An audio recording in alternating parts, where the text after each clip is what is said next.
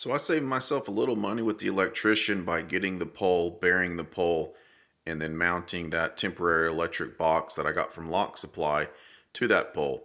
Once you get that green sticker from the city, then the power company comes sets the meter, and now you got power. This is what it looks like after it goes in. I'll explain that extension cord, kind of how I did that. But you have the main pole there in the distance and the temporary pole in the foreground. Plenty of cross bracing. That's one thing the city really wants to see is cross bracing. If you want to, you could run some Romex off of that and actually have some plugs at the home site. I always felt the extension cords did just fine for me. Right there you see the main power pole in the forefront. It's maybe 25-30 feet from my temporary pole, and I'll get into that in just a second. Our home site is situated just about in the middle of the 10 acres, so there at the very end of that scene right there is one end of the property, and then up here is the road itself. This right here is a driveway that leads to the main house, which would be right through those trees. If you set your temporary electric pole next to your house and you have trees between the main pole and your temporary pole, you're going to have to clear those trees.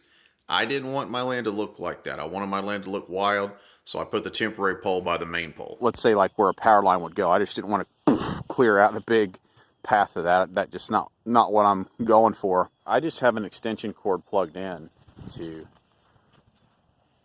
just to one of them right now. As you can see, I've got plenty of power there for what I'm doing. I just run an extension cord all the way to the house, a couple of them. I'm probably 300 feet from the house. If you get a second, you have to check out our homemade 250-foot zip line from tree to tree. That's the platform there on the right and the ending on the left. And that's actually the beginning stages of a tree house. That platform or foundation there actually sways independently from those trees as the wind blows. So I just have an extension cord, and I have a surge protector in the house, and then I run stuff off of that. It's worked perfect. Some electric companies charge per foot for the permanent electricity to be buried. My electric company is going to give me 400 up to 400 feet for free, so you make sure you check that out before you start your plans. That's my surge protector right there in the house, and basically I ran that extension cord all the way to the main house, and I elevated my connections and taped them up just so the rainwater wouldn't get to them.